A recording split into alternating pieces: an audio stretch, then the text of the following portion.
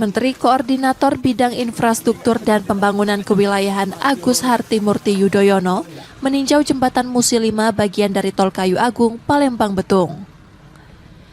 Proyek ini diharapkan mengurai kemacetan jalan lintas timur dan memangkas waktu tempuh Palembang Betung dari 3 hingga 4 jam menjadi sekitar 1 jam. Jembatan sepanjang 1,6 km ini ditegaskan AHY vital untuk konektivitas wilayah dan bagian dari Tol Trans Sumatera dari Lampung hingga Aceh.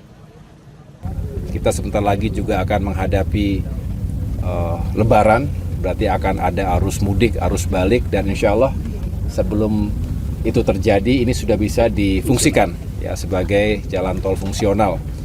Oleh karena itu saya titip pesan kepada teman-teman yang bekerja, tolong terus kita kawal faktor keselamatan nomor 1, tapi juga kita upayakan lebih cepat, lebih bagus, dan sebentar lagi juga akan dilakukan uji kekuatan jembatan ini.